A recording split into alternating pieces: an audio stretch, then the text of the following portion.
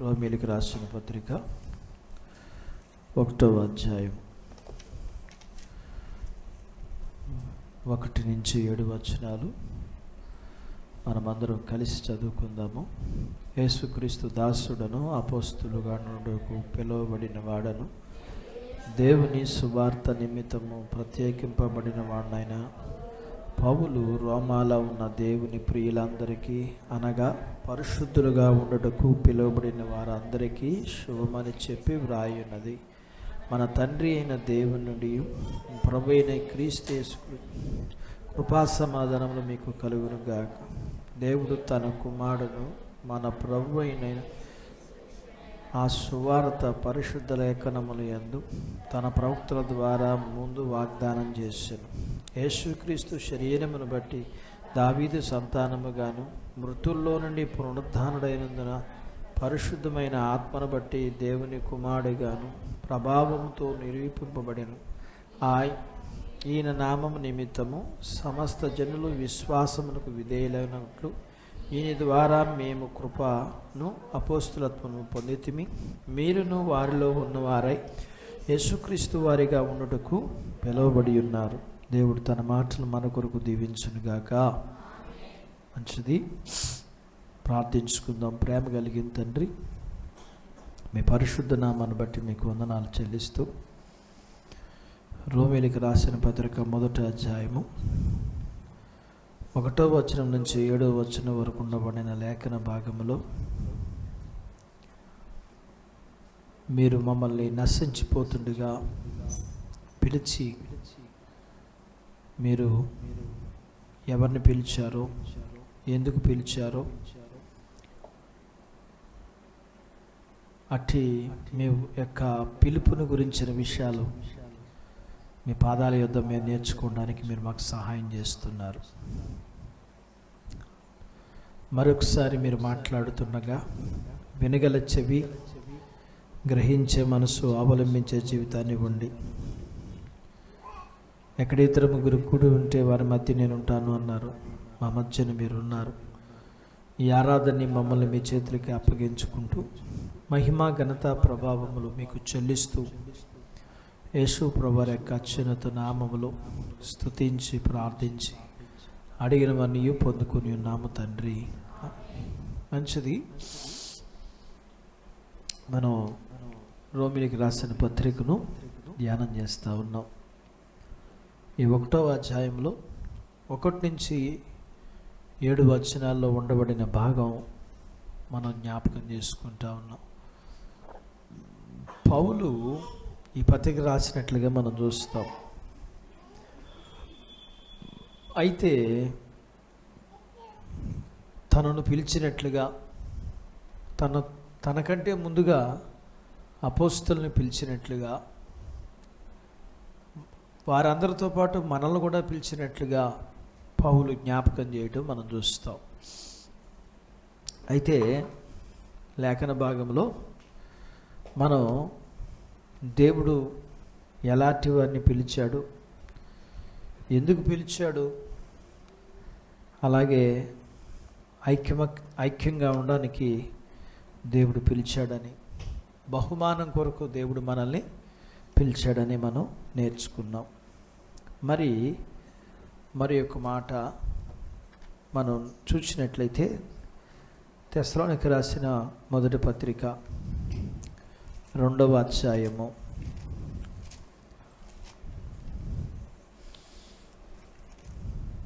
11వ వచనాన్ని మనం చూసినట్లయితే 11, 12 వచనాలు మనం చూసుకున్నట్లయితే, తన రాజ్యమునకు మహిమనకు మిమ్మల్ని పిలుచుచున్న దేవునికి తగినట్టుగా మీరు నడుచుకున్న వలనని మేము మీలో ప్రతి వారిని హెచ్చరించుచు, ధైర్యపరచుచు, సాక్ష్యమిచ్చుచు, తండ్రి తన బిడ్డల ఎడల నడుచుకున్న రీతిగా మీలో ప్రతి వాని ఎడల మేము నడుచుకుంటామని మీకు తెలియను. మంచిది, మరి ఒక మాట మనం చూస్తూ ఉన్నాం. దేవుడు మనల్ని ఎందుకు పిలిచాడు అని అంటాడంటే, పౌలు మనము మనల్ని పిలిచిన పిలుపుకు తగినట్లుగా నడుచుకోవడానికి పిలిచాడట. మరొకసారి అక్కడ చెప్తాడు, తన రాజ్యమునకు మహిమనుకు మిమ్మును పిలుచుచున్న దేవునికి తగినట్టుగా మీరు నడుచుకున్న వల్లని మేము మీలో ప్రతి వానిని హెచ్చరిస్తున్నాం, ధైర్యపరుస్తున్నాం, సాక్ష్యం ఇస్తున్నాము. కాబట్టి నేను ఎలా ఉన్నానంటే మీ అందరూ ఎలా తండ్రిలాగా నడుచుకున్నాను అంటున్నాడు. ఈ సంఘంతో పౌలు అంటున్నాడు, నేను ఒక తల్లి తండ్రి ఎలా నడుచుకుంటారో అలాగా నేను బిడ్డల ఎడల ఎలా నడుచుకుంటారో తల్లిదండ్రులు, నేను అలా మీతో నడుచుకున్నాను.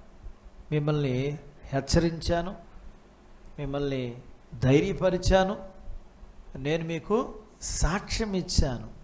కాబట్టి ఈ రాత్రికాల సమయంలో ఇంతకీ దేవుడు మనల్ని పిలిచింది ఎందుకంటే, మరి తన యొక్క రాజ్యానికి, తన మహిమకి మనము పాలు పంపులు పొందాలని పిలిచాడు. అయితే తన రాజ్యానికి, తన మహిమకు మనం పాలు పొందాలంటే దానికి తగినట్లు జీవితం అవసరం. అంటే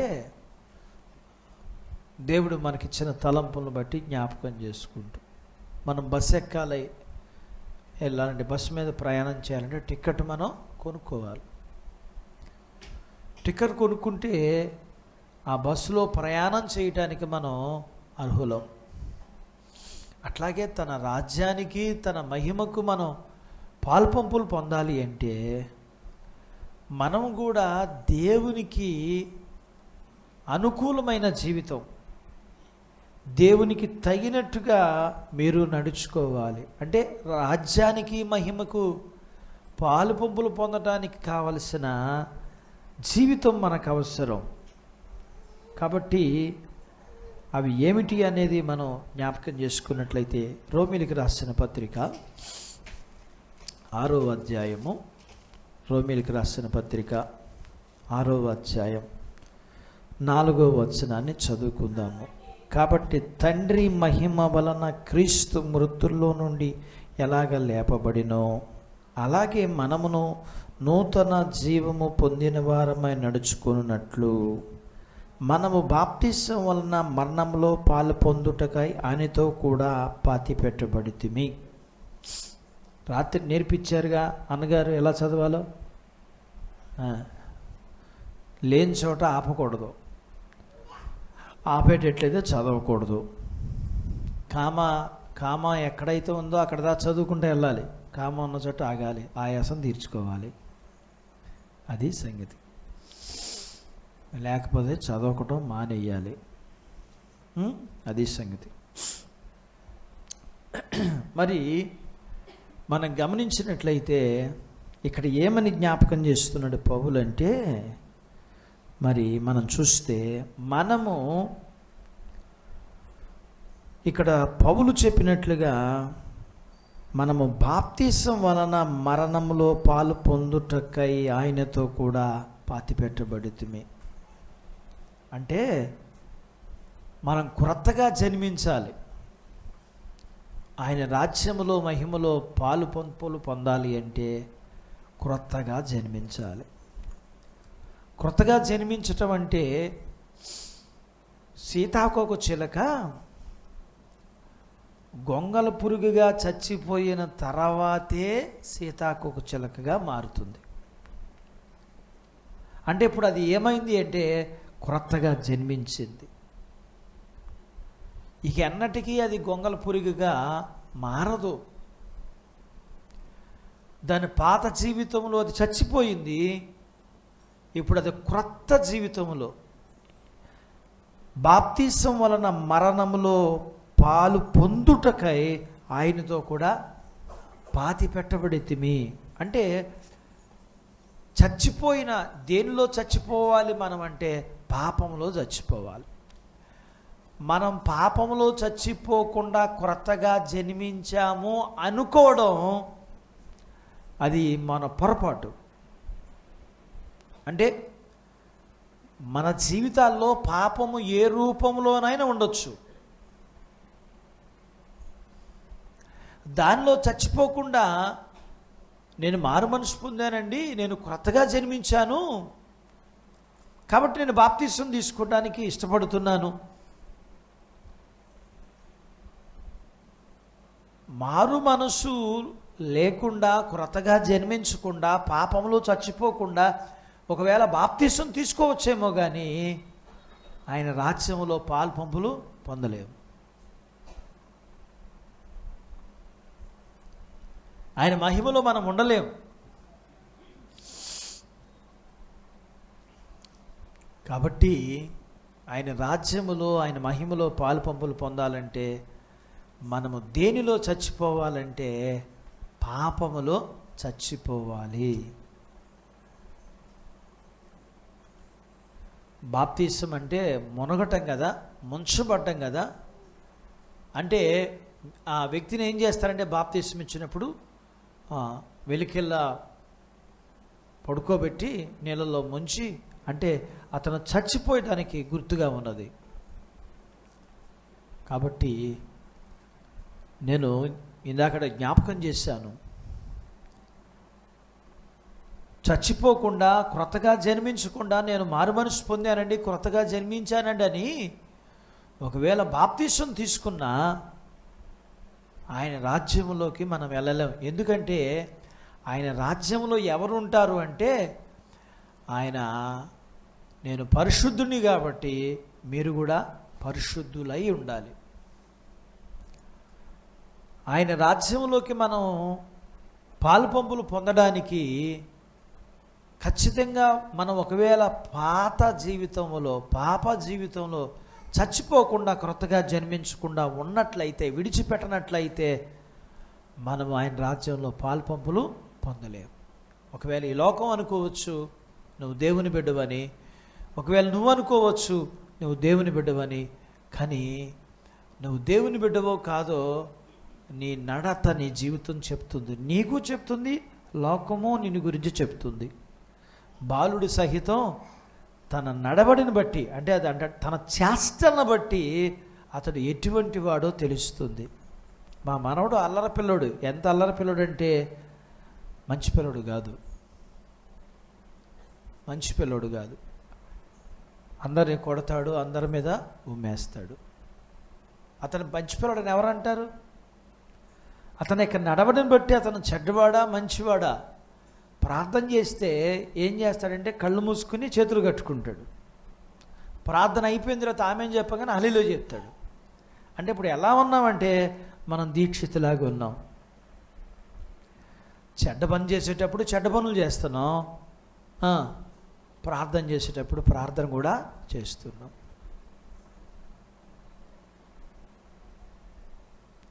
ఇది క్రొత్తగా జన్మించినట్లు కాదుగా.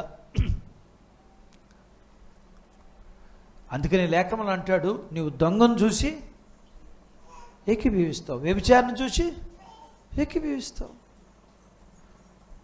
నీకు దిద్దుబాటు హాస్యం. నువ్వు క్రొత్తగా జన్మించకపోతే, అంటే ఏకీభవించటం అంటే అర్థం ఏంటంటే కలిసిపోవడం. చాలామంది ఎక్కడ ఉంటే అక్కడ కలిసిపోతారు. ఏ ఇంట్లోకి వెళ్తే ఆ ఇంట్లో కలిసిపోతారు. ఏ మనుషులతో పాటే ఆ మనుషులు కలిసిపోతారు. దీక్షిత అంతే. ఒక 5 నిమిషాలు, ఒక 10 నిమిషాలు, ఒక పూట, ఒక రోజు, తర్వాత వాళ్ళందరూ ఆడోళ్ళే. మనము అంతే.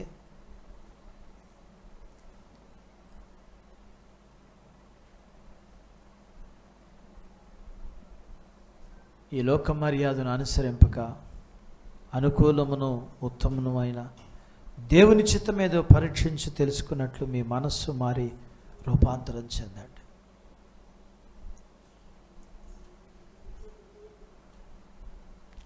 ఇంకా నీకు అమావాస్య, పౌర్ణమి, పాడ్యమి, చహ ఇంకేం ఉన్నాయి, విధియ, తదియ ఉన్నాయా నీకు?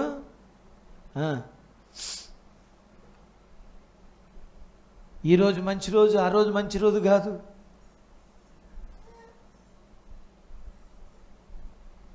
కొత్తగా జన్మించావు అని అనుకుంటున్నాం మనం అందరం. ఆయన రాజ్యంలోకి పాలుపంపులు పొందే ఆలోచన ఎక్కడుంది మనకి? కాబట్టి సమరయ స్త్రీని మనం చూస్తాం. తను తన పాపాన్ని ప్రభు దగ్గర ఒప్పుకుంది, విడిచిపెట్టింది, ప్రభు కొరకు సాక్షిగా ఉన్నది, సమరయుల్ని హెచ్చరించింది. మరి మనం గమనించినట్లయితే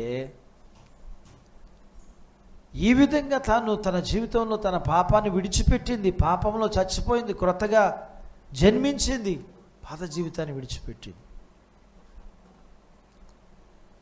ఈ విషయంలో దయచేసి గుర్తుపెట్టుకోవాల్సిన విషయం ఏంటంటే, మనం కొత్తగా జన్మించకుండా ఈ భూమి మీద మనం దేవుని బిడ్డలుగా చలామణి అవ్వచ్చు, కానీ దేవుని యొక్క రాజ్యంలో మనం, ఆయన ఇలా అంటాడు, అక్రమస్తులారా నా యొద్ద నుండి మీరు, ఎవరైతే క్రొత్తగా జన్మించిన వారిగా ఉంటారో వారితో ఈ మాట ప్రభు చెప్పవలసి ఉంటుంది. మీరెవరో నాకు తెలియపోవటం ఏంటయ్యా? నేను ఎంతకాలం సేవ చేశా? నేను ఎంతమందికి బాప్తిసం ఇచ్చా? నేను ప్రార్థన చేస్తే ఎంతమందికి మేలు జరిగింది? మీరెవరో, నువ్వెవడమో నాకు తెలియదయ్యా. ఎందుకని? కొత్తగా జన్మించకుండా దేవుని బిడ్డగా ఈ లోకంలో చలామణి అవుతూ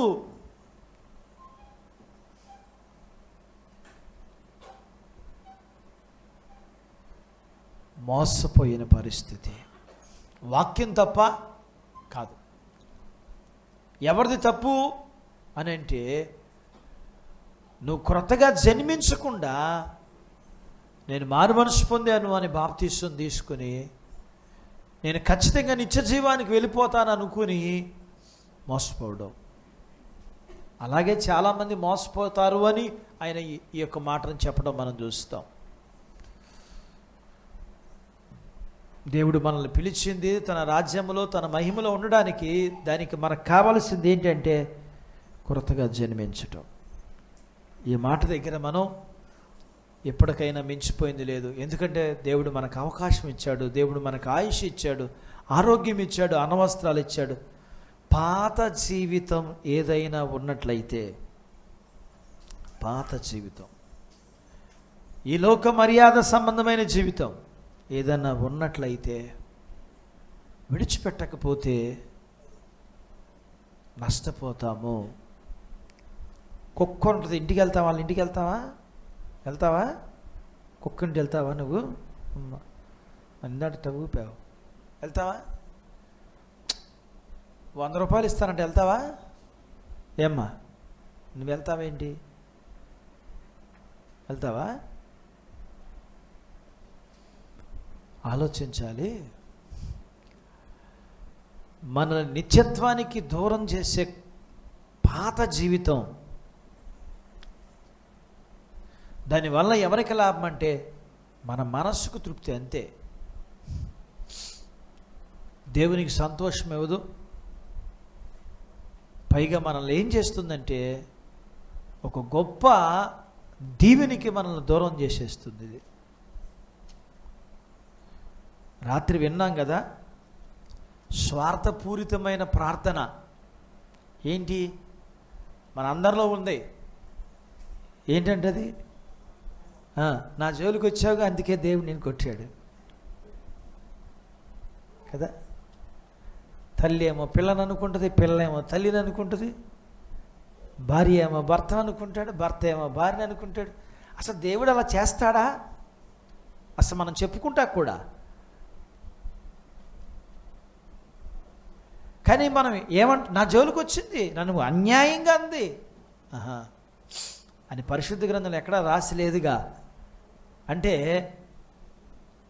మనం ఎంత స్వార్థపరులో.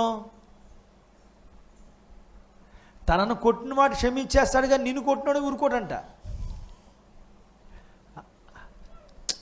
దేవుడు తీర్పు తీస్తాడు వేరే సంగతి. మన మనస్సు ఏమంటాడంటే, నీ శత్రువు పడిపోతే సంతోషిస్తే నేను నిన్నేం చేస్తానంటే విడిచిపెట్టి వాడిని ప్రేమిస్తాను.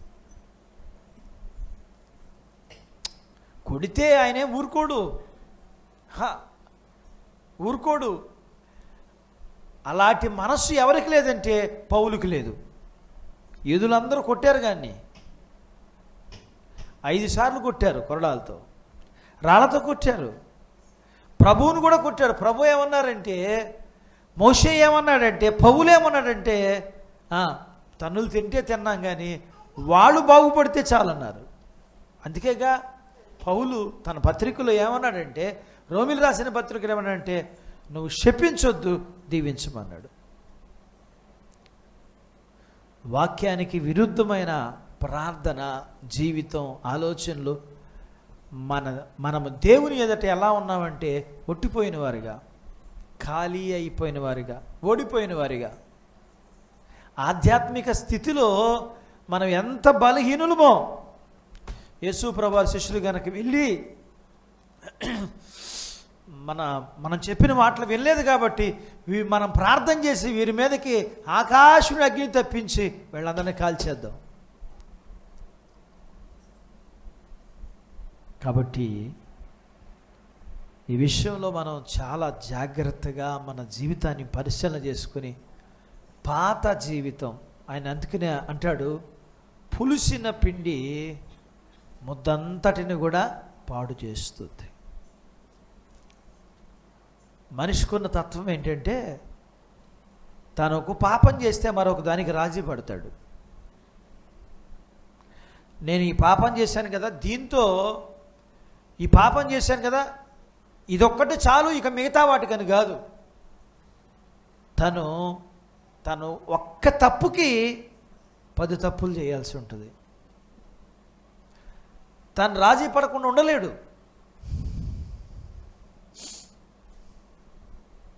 ఉండనివ్వదు లోకం, ఉండనివ్వరు మనుషులు, ఉండలేడు కూడా తను. అందుకనే ప్రభు చెప్పిన మాట, పులిసిన పిండి కొంచెం ఏం చేస్తంటే ముద్దంతటిని పాడు చేస్తుంది. ఒక్క పాపమే కదా మనం అనుకుంటాం. నేను ఏ పాపం చేయట్లేదు, ఇది ఒక్కటి తప్ప అన్ని దేవుడు చెప్పాడు అని కల్లో రాత్రి వచ్చి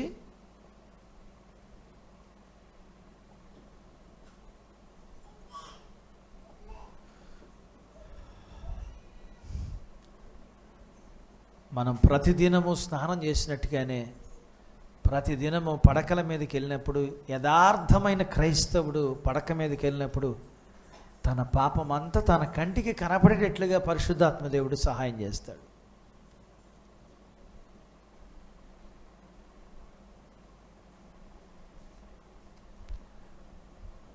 నీ పాపాన్ని దేవునితోనూ నిజంగా ఒప్పుకోని వ్యక్తి అయితే,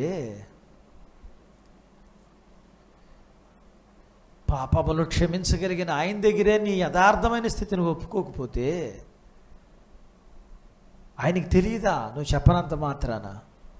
అమ్మకు తెలియదా నీ బుద్ధి ఏంటో? నాన్నకు తెలియదా నీ అవసరత ఏంటో?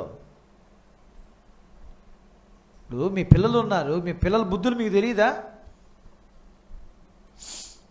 వాడు ఆకలి దగ్గర ఎలా ప్రవర్తిస్తాడో, డబ్బు దగ్గర ఎలా ప్రవర్తిస్తాడో, మాట దగ్గర ఎలా మాట్లాడతాడో మీకు తెలీదా? మనల్ని కన్న తండ్రి అయిన దేవునికి మన జీవితం అంతా తెలుసు.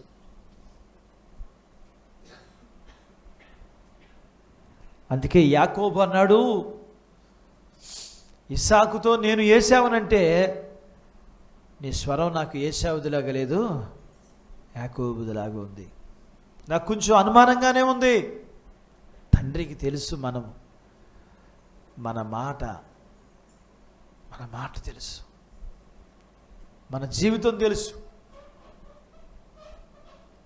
కాబట్టి కొత్తగా జన్మించే విషయంలో మాత్రం ఎప్పటికైనా ఈరోజైనా మన పాత జీవితం అంతటిని మనం విడిచిపెడితే ఖచ్చితంగా మనం నిత్యత్వానికి మనం వారసులం అవుతాం. ఆయన రాజ్యంలో మనము పాలు పంపులు పొందుతాం. ఇందులో ఏమాత్రం అనుమానం లేదు. ఆయన పరిశుద్ధత లేకుండా ప్రభువుని ఎవరు కూడా చూడలేరు. దాని కొరకు మనం పోరాడవలసిన వారమై ఉన్నాం, ప్రయాసపడవలసిన వారమై ఉన్నాం. అనారోగ్యవంతుడు ఆరోగ్యం కొరకు ఎంత ప్రయాసపడతాడు? తను పడకపోతే చచ్చిపోతాడు. అందుకే ఏం చేస్తాడు? దానికోసం ప్రయాసపడుతూనే ఉంటాడు. అప్పులున్నవాడు అప్పులు తీరడానికి ప్రయాసపడ్డా. అందుకనే దైవభక్తి విషయంలో నీకు నీవే సాధకం చేసుకో.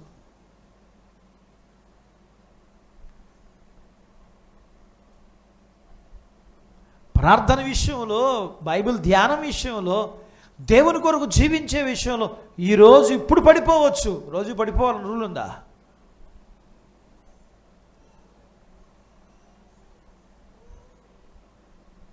మనం దేవుని సంబంధులం. ఈ లోకం అంతటికి తీర్పు తీర్చే అధిపతులం మనం. దౌర్భాగ్య స్థితిలో బ్రతకాల్సిన బాధ్యత ఏంటి మనకి చెప్పండి? అది దరిద్రం కాకపోతే? చిన్ని ఈ భూ సంబంధమైన జీవితం వరకు అబద్ధమాడి, ధనం కోసం ప్రయాసపడి, నగల కోసం, బట్టల కోసం, కడుపు నిండుకోవడం కోసం, ఒక్క పూటి కోటి కొరకు జ్యేష్ఠత్వ పక్కున అమ్మేసుకున్నాడని ఎగతాళిగా వెలుచూపుతో చూసే ఏశావు మనల్ని కూడా దేవుడు అలాగే చూస్తున్నాడు సంగతి మర్చిపోతున్నాం. మనం మాత్రం కాదన్నట్టుగా మనం బట్టల కోసం, బంగారం కోసం, ధనం కోసం మనల్ని మనం అమ్మేసుకోవట్లా? నాకు తెలియకపోవచ్చు నువ్వు అమ్మేసుకుంటున్నావని, దేవునికి తెలీదా? 4 గోడల మధ్య నలుగురికి తెలియక, 40 మంది తెలియకుండా నువ్వు చేసే జీవితం ఎవరికి తెలీదు. నిజమే, నువ్వు మగాడివే, దేవునికి తెలీదా? నువ్వు నేను కేసావు అని దేవునికి తెలీదా? అదే జీవితంగా లోకంలో ఉంది. ఆ డబ్బు కోసమేగా, ఆ బంగారం కోసమేగా, ఆ బట్టల కోసమేగా ఈ మనుషులంతా ప్రయాసపడేది. మనం కూడా దానికే ప్రయాసపడుతున్నాం. సమయం వచ్చేసరికి మనం ఏమంటున్నామంటే, నేను ఆయన రాజ్యానికి వారసుని. ఏంటి? పాత జీవితం విడిచిపెట్టకుండా, క్రొత్తగా జన్మించకుండా ఆయన రాజ్యములోను, ఆయన మహిమలో ఎలా పాలుపంపులు పొందుదాం?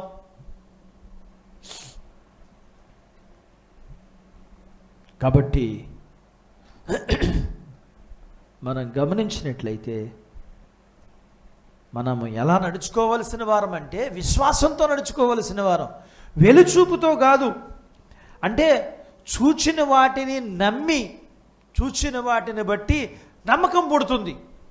యాడ్ చూసి, అడ్వర్టైజ్మెంట్ చూసి, ఎవరో చెప్తే చూసి దాని మీద మనకు నమ్మకం పెరుగుద్ది. కానీ విశ్వాసాన్ని గురించి లేఖనంలో ఏం చెప్పాడంటే, చూచి నమ్మిన వారి కంటే చూడక నమ్మిన వారు ధన్యులు. ఎందుకు మనం ఏం చేస్తున్నాం? మనం ఎలా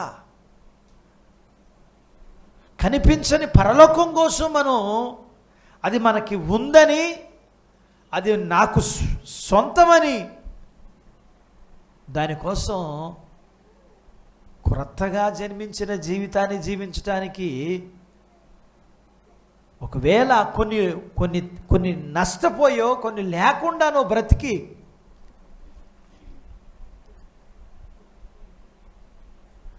మోషేట తనకు కలిగబోయే బహుమానం కొరకట ఏం చేశాడంట? అన్నిటినీ విడిచిపెట్టాడు. అందుకనే మనం ఎలాగా నడుచుకోవాలి అంటే, మనం ఆత్మానుసారంగా నడుచుకోవాలి. మనం క్రొత్తగా జన్మించామనడానికి గుర్తేంటి అంటే, మనము విశ్వాసం కలిగిన వారిగా ప్రతి దాని విషయంలో దేవుడు నాకు మేలైంది మాత్రమే చేస్తాడు కాబట్టి అని విశ్వాసంతో నడుచుకున్న జీవితం ఒకటి. 2, ఆత్మానుసారంగా నడుచుకోవడం. దేవుని ఆత్మచేత మనము నడిపించబడుతున్నామనడానికి రుజువేంటి అంటే, 1 మనము ఆత్మ ఫలములు కలిగిన జీవితాన్ని కలిగి ఉంటాం. 2 గలతీయులు రాసిన పత్రికలో చెప్తాడు. ఇక్కడ 5వ అధ్యాయం 26వ వచనంలో చెప్తాడు చూడండి. 25 నుంచి 25, 26. మనం ఆత్మను అనుసరించి జీవించిన వారమైతే మా ఆత్మను అనుసరించి క్రమముగా నడుచుకుందుము.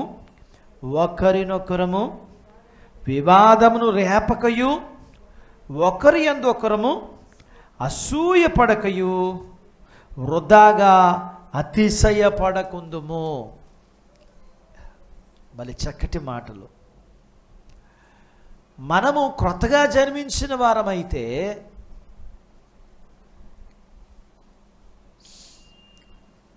ప్రతిదాని విషయంలో దేవుని మీద ఆధారపడే బ్రతుకుతాం. అబ్రహాం జన్మించాడు క్రొత్తగా. దేశాన్ని, బంధువుల్ని, ఇంటి వారిని విడిచిపెట్టాడు. తన ప్రయాణములో తన జీవితకాలం అంతా ఎవరి మీద ఆధారపడి బ్రతికాడు అబ్రహాం? దేవుని మీద. అంటే దేవుని యందు విశ్వాసంతో తను బ్రతికినట్లుగా మనం చూస్తాం. అతడు తన జీవితంలో ఏం కలిగి ఉన్నాడు మనం గమనించినట్లయితే, అతడు తగాదా పడే వ్యక్తిగా కాదు. కోపము రేపగా కలహము పుట్టును కదా, ముక్కు పిండగా రక్తం వచ్చును. ఇప్పుడు మనం ఎవరితోనైనా మాట్లాడుతున్నామంటే ఏం చేస్తున్నాం చెప్పుకుందాం. అక్కడ వాక్యం చెప్తుందిగా, ఒకరినొకరు ఎవరితో మాట్లాడినా మనం పోట్లాడమే. మనము వివాదం రేపుతున్నాం. మాట్లాడరు. ఇళ్ళు ఏం చేస్తారో తెలుసా? తగాదా పెట్టుకుంటారు. ఎవరు? ఆత్మను అనుసరించే వ్యక్తి కాదు ఇతను. క్రొత్తగా జన్మించిన వాడు కాదు ఇతను. విశ్వాసం కలిగిన వాడు కాదు. ఆత్మను అనుసరించి నడుచుకుంటేమా, ఆత్మ అనుసరించి నడుచుకుంటేమా జీవించేవారు. ఆత్మను అనుసరించి క్రమంగా, అదే అక్కడ క్రమం. ఏంటి క్రమం? ఏమిటి క్రమం? సమాధానం కలిగి ఉండుటకు దేవుడు మనల్ని పిలిచాడు. కానీ మనమే అసమాధానానికి కారణాలుగా దేవుడు మనల్ని పిలవలా.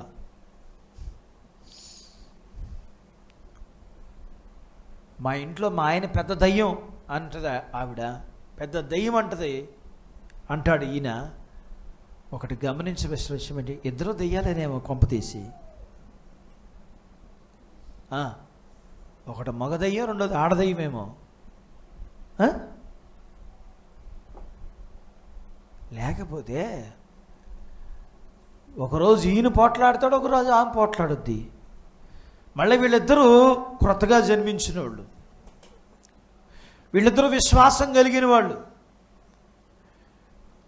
మరి ఆత్మను అనుసరించి జీవిస్తున్నారా? ఇక్కడ తెలిసిపోతుంది.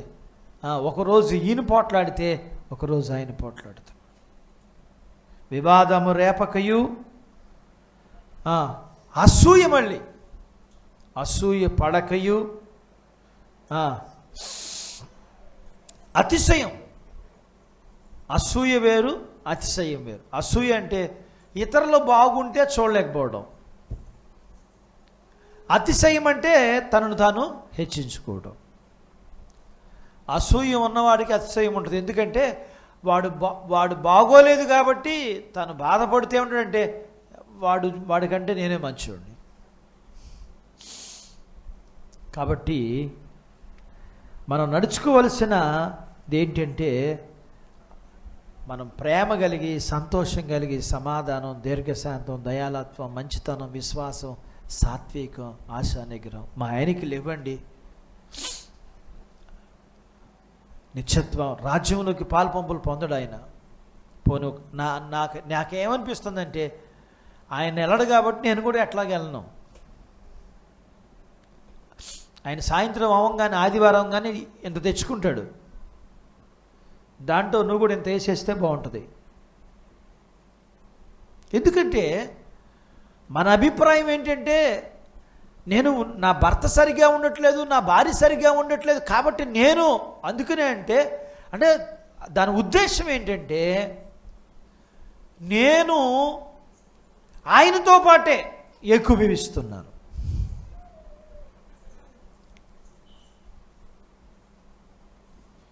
ఒకటి గుర్తుపెట్టుకుందాం, ఈ ప్రయాణం మన కోసం ప్రారంభించాం మనం.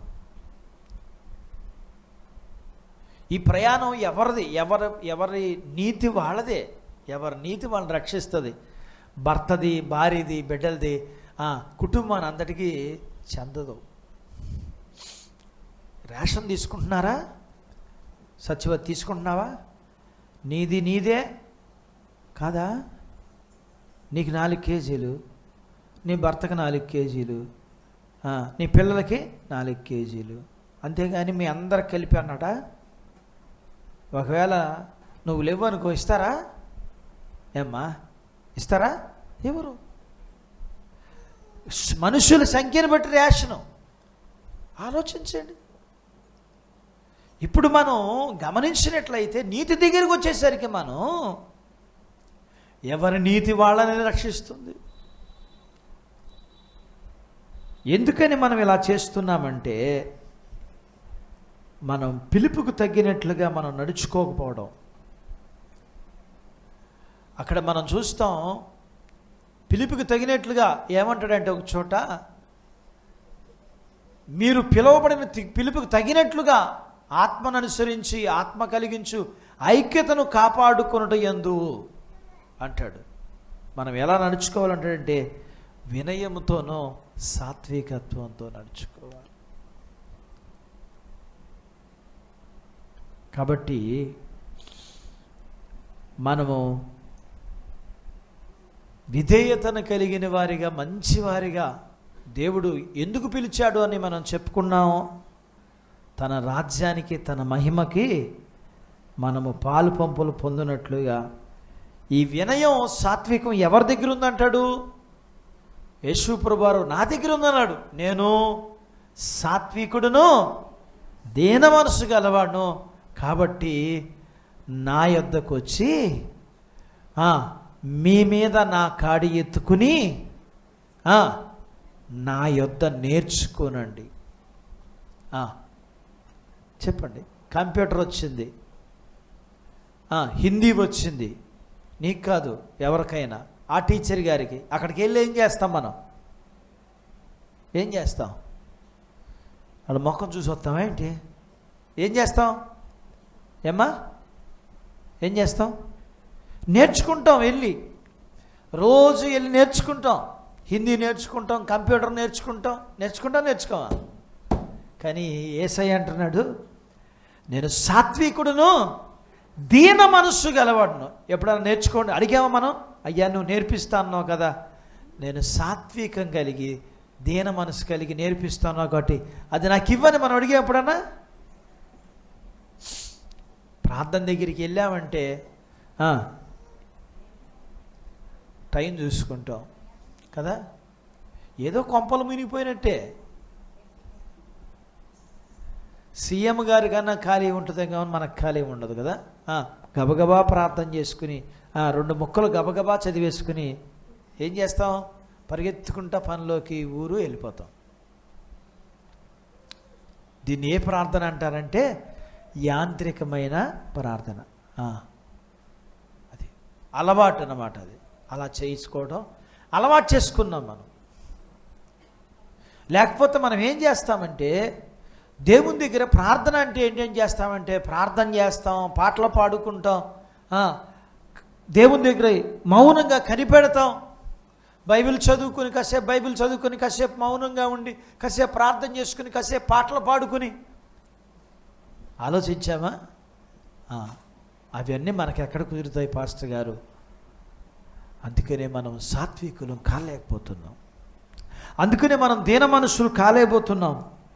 కొత్తగా జన్మించిన మనకి ఈ అనుభవాలు కావాల్సి ఉన్నది. అందుకే ఏమంటాడంటే, మీరు ప్రేమ కలిగి నడుచుకోండి అంటాడు. ఆయన రాజ్యానికి వారసులు ఎవరు అవ్వగలుగుతారు అని అంటే ప్రేమ కలిగి జీవించిన వారు మాత్రమే. ప్రేమ అంటే ఇంతకీ ఏంటంటే, ప్రేమ అంటే ఏంటంటే త్యాగం.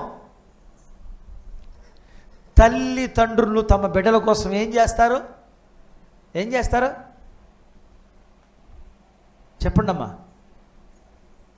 ఏం చేస్తారు అంటే మీరు చేయట్లేదు కాబట్టి చెప్పట్లా, అర్థమైందా? మీ పిల్లల కోసం మీరు చేయట్లేదు త్యాగం.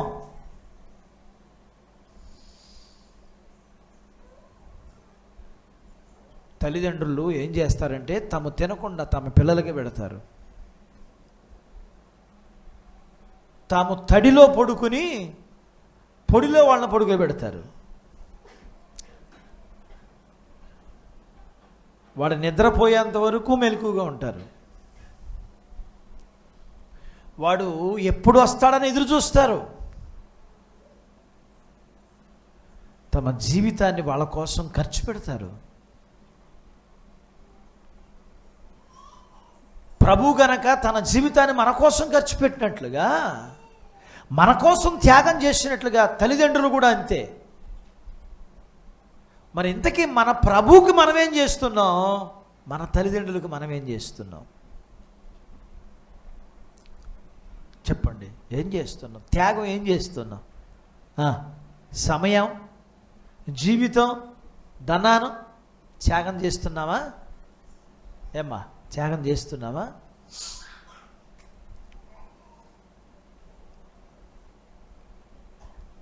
ఎప్పుడు త్యాగం చేస్తామంటే ప్రేమ ఉంటే త్యాగం చేస్తాం.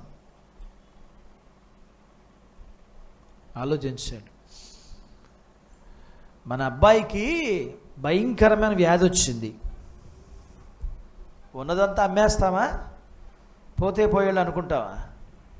ఏమ్మా, మాట్లాడరేంటి? ఈ మాట మా చేత ఏం చెప్పిస్తామో అనుకుంటున్నారండి మీరు? అది మీ బాధ. అంటే అనటం దగ్గర కూడా పాపం బిడ్డ మీద ప్రేమ లేదు మీకు. మీ పిల్లలు ఎంత దౌర్భాగ్యంలో నాకు అర్థం కావట్లా. మేము అలా ఎందుకు చేస్తామండి? మా పిల్లల కోసం మేము ఏదైనా చేస్తాం అంటలేదు మీరు.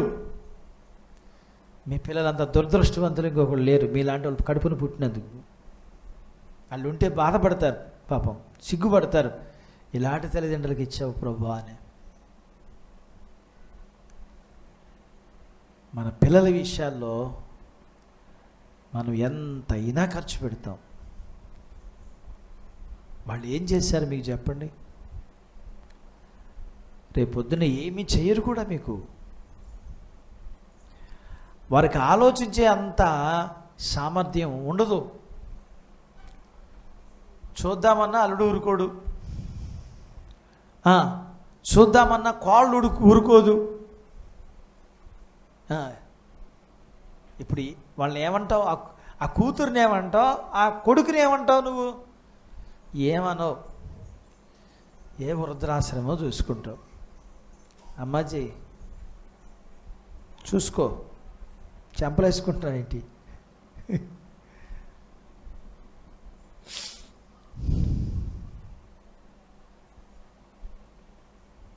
వాళ్ళు మనకేం చేశారు? ప్రభు మనకేం చేశాడు?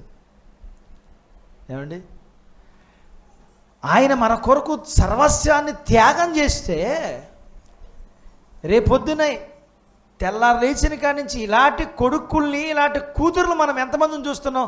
చేతకానితనంతో వాళ్ళు ఏం చేయలేకపోతున్నారని. అయినా వాళ్ళ మీదే కానీ మమకారం. మన కోసం త్యాగం చేసిన ప్రభువుకు మనం ఏం చేస్తున్నాం? కూతురు కోసం తెల్లవారిన మెలుకు నుండి నువ్వు తెల్లవారిన మెలుకు నుండి ప్రార్థన చేస్తావా?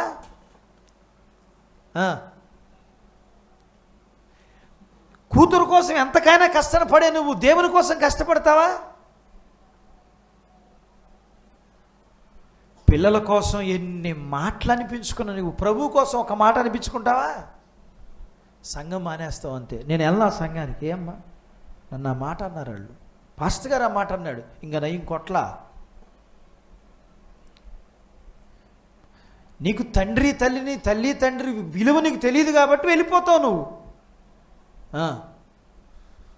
మా అమ్మాయిని కొట్టా మొన్న మా చిన్నమ్మాయిని. నన్ను ఎందుకు కొట్టావు అని అడిగింది. నన్ను ఎందుకు కొట్టావు అని అడుగుతుంది. నేను వెళ్ళిపోతా. నా కడుపును పుట్టి నా అన్నం తిని నా బట్టలు కట్టుకున్న కన్న పిల్లలే వెళ్ళిపోతానంటే మీరు వెళ్ళిపోవడంలో పెద్ద విశేషం ఏమని చెప్పు? పెద్ద విశేషం ఏమైనా ఉందా? ఉండదు. గుర్తుపెట్టుకో, ఎవరు మనతో ఉండరు. ఉంటారని అమాయకత్వంగా ఆలోచించి అమ్మ ప్రేమ కలిగి తండ్రి ప్రేమ కలిగి ఖర్చు పెట్టావా, ఖర్చు పడ్డావా, మంచిది, సంతోషం. కానీ ప్రభువు కోసం వాళ్ళకంటే ఎక్కువగా కష్టపడు.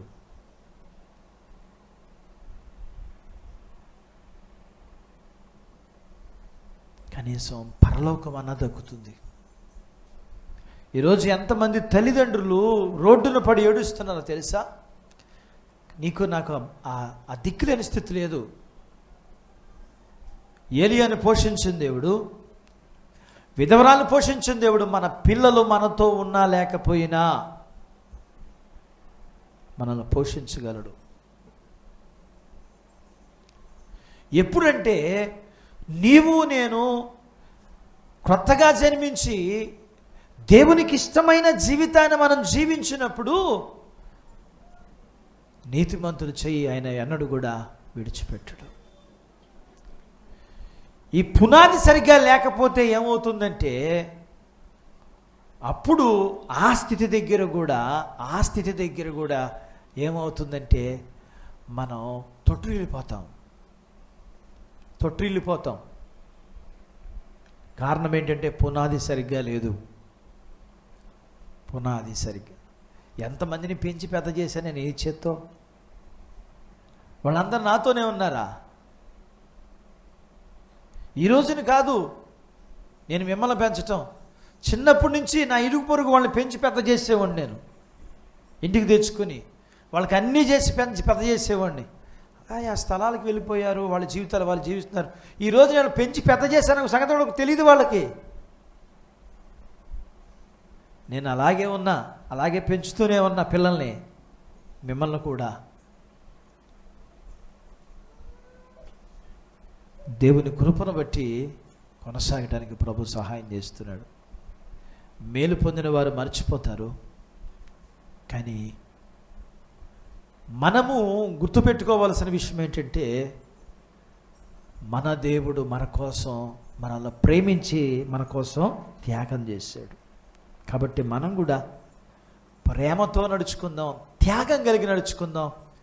ఎందుకంటే మనం దేవుని యొక్క బిడ్డలంగా మన జీవితాల్లో మనము కొనసాగాలి. అట్లాగా మరొక మాట గుర్తుపెట్టుకోవాల్సిన విషయం ఏంటంటే మనం జాగ్రత్తగా నడుచుకోవాలి.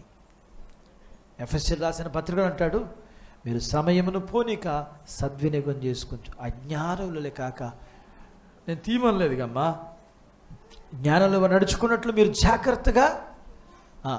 దేని విషయంలో జాగ్రత్త కావాలంటాడంటే జ్ఞానం విషయంలో. ఎక్కడుంది జ్ఞానం అంటే యెహోవా యందలి భయభక్తులు కలిగి ఉన్న విధానాన్ని బట్టి దేవుడు జ్ఞానం ఇస్తాడు. అంటే దేవుని కొరకు జీవించే విషయంలో జాగ్రత్తగా ఉండాలి. జాగ్రత్తగా మనము క్రొత్తగా జన్మించిన వారు మనం ఏం చెయ్యాలంటే మరొకటి ఏంటంటే జాగ్రత్తగా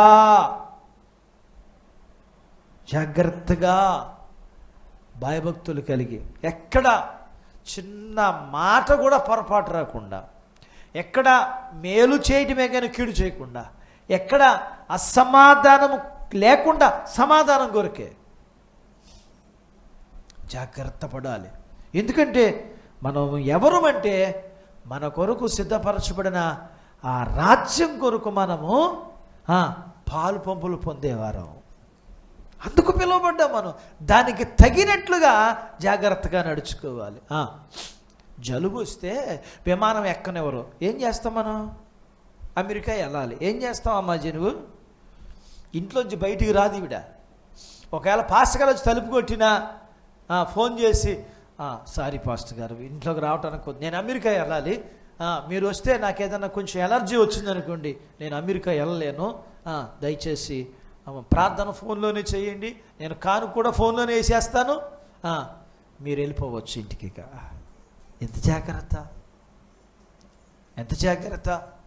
మనిషి ఎంత జాగ్రత్త తీసుకున్నాడు కరోనా విషయంలో, ఎంత జాగ్రత్త! చేతులు కడుక్కున్నాడు, మూతి మూసుకుంటున్నాడు.